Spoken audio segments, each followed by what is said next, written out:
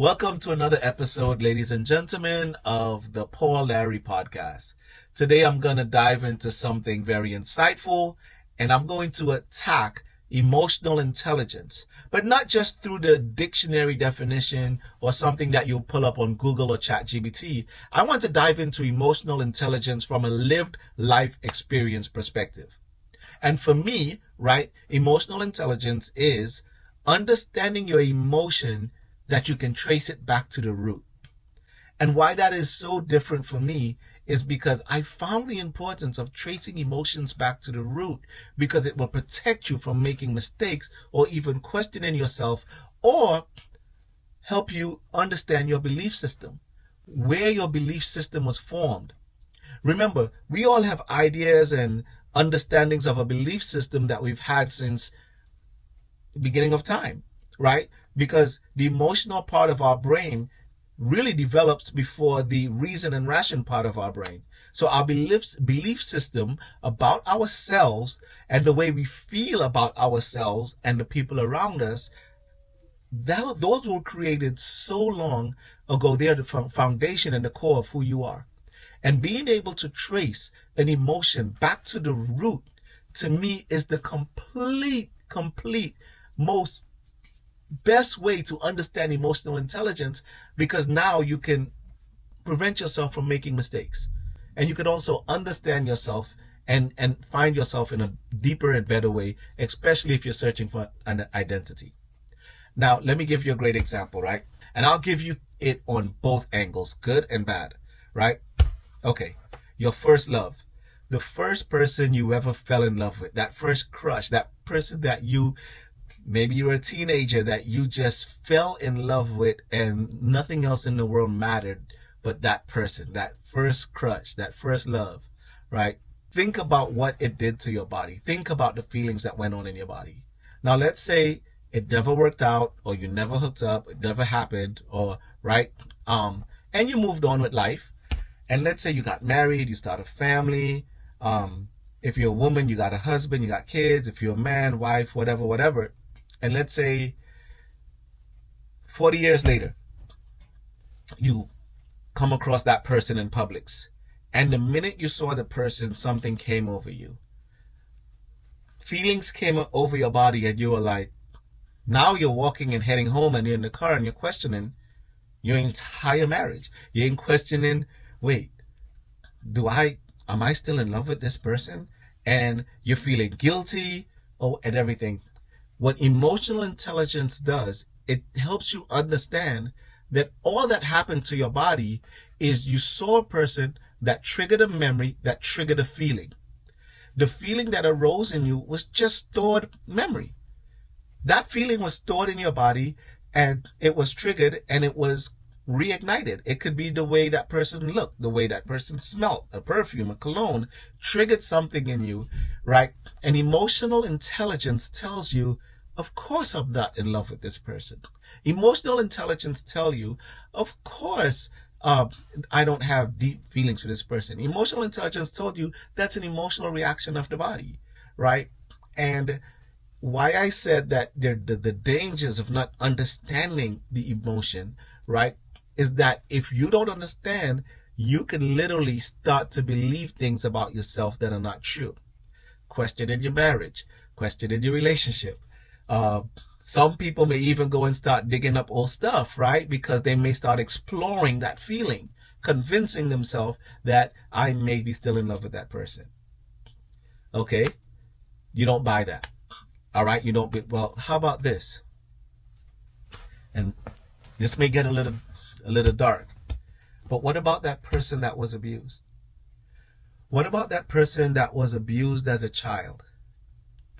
20 years later, the abuser walks in the room, and all of a sudden, your body shuts down. Your mind went blank. You're numb all over your body. What happens is the triggers, right, ignited that stored memory. That's emotional intelligence, ladies and gentlemen. Understanding that the emotion that comes over you, right, could be things that are stored within you. And having the awareness. Now, the intelligence part of emotional intelligence is really the awareness, right? Having the awareness on how that situation is processed. In the case of the married man, woman in first love, processing it to say, oh my gosh, that feeling of puppy love that came up on me. Oh, I remember that feeling. That was cute. Huh. But guess what? I'm married and I understand love is more than a feeling. In my marriage of 40 years in my relationship, I understand that my marriage is deeper than a feeling. It's a commitment. It's a lifelong friendship. It's deeper than puppy love, right?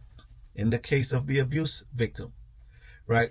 Understanding that that hurt and pain that has been stored for many years still exists, and you probably carried that your whole life.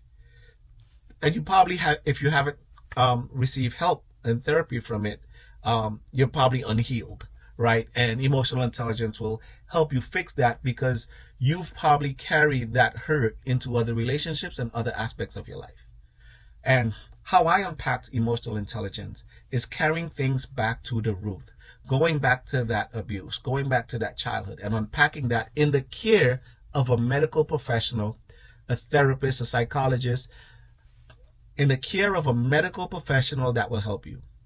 And the whole purpose of this podcast really is to help people, especially in my generation, where we did not have a model of our parents that was, for the most part, in therapy and seeked help.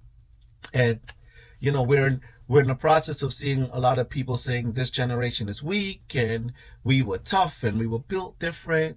You know, be very careful because that could be counterproductive. And carrying on the traditions of our parents of not being healed, you're simply passing down generational hurt and generational pain. And what I'm saying to you is, let's be the generational curse breakers for our children, and let's get out of surviving and coping and being mentally strong, and let's get into the cope of thriving.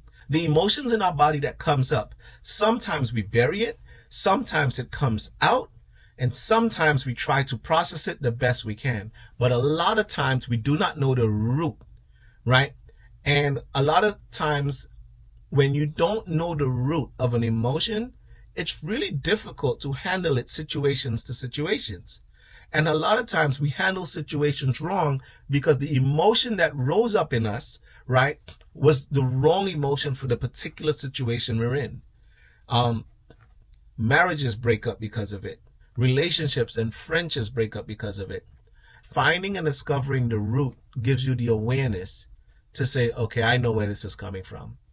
I don't need to take that which happened 20 years ago out on my spouse over the way she made the bed. I don't know what husband, what y'all fight over. It means that you carry that emotional pain of infidelity, that emotional stress, that fear, that anxiety. Your body carries that onto the next relationship. So a lot of times people say after a divorce or after a breakup, I forgive, I let go. And they do it here, right? They do it in the processing part. They do it in the spiritual part through prayer. But they never actually allow the body to heal from it physically.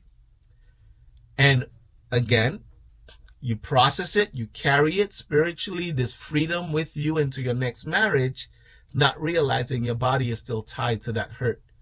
And, well, you may say to me, well, then how do you fix that? Therapy. No. I'm not talking about therapy. Like, give me tools. How do I fix it? Therapy. No. I don't have insurance. How do I fix it? Find a therapist. That's the only answer I have for you. I can give you tools, but every situation is different. The tools that work for me may not be what work for you. So I can't say, hey, my therapist showed me to do this, so go ahead and do that. No, I'm sorry. There's so much information on the internet where people are sharing different tools of how to cope with stress, anxiety, abuse, and whatnot. And that's great.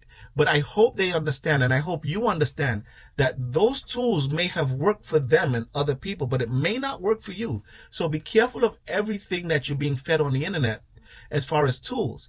If you're not going to a therapist that is going to study you your past, your behaviors, and your emotions to give you a detailed plan that works for you, then you may be in danger of actually making the situation worse by trying everything you see online. And I'm so serious about this. I'm not kidding, right? That's why every therapist is different. That's why every nutritionist is different.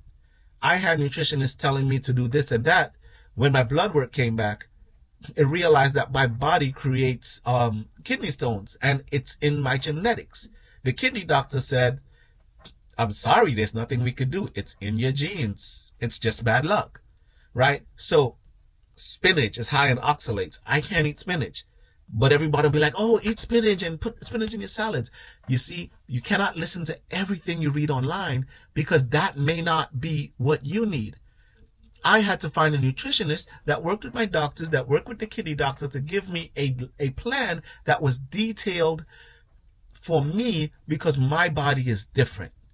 So a lot of people, you're walking around, you're hurt, there's traumas, and you're going online and you're seeking help, and that's great. And people are giving you tools, some working, some are not.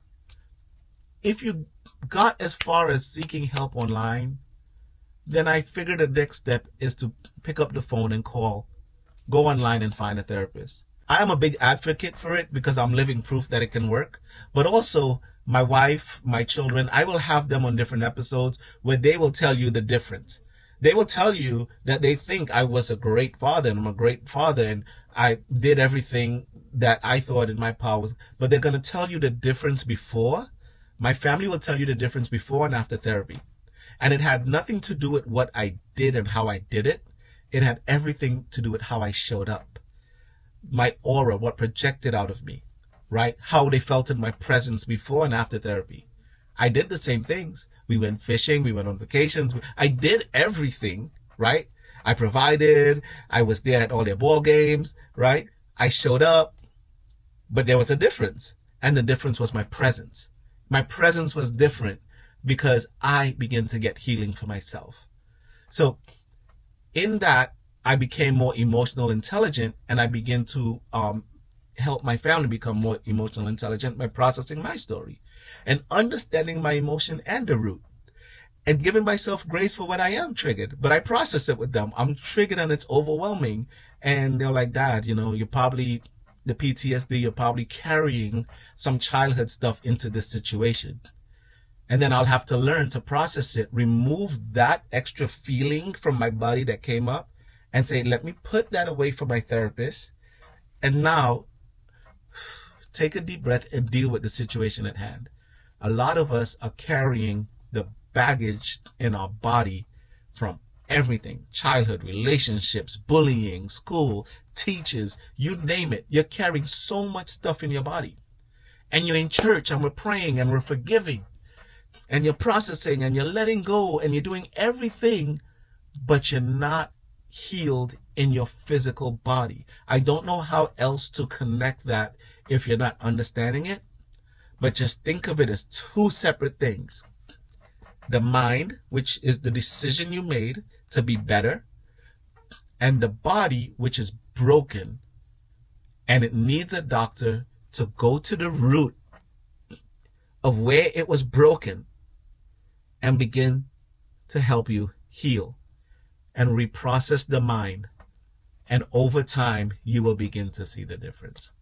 My name is Paul Larry, and this was the Paul Larry Podcast.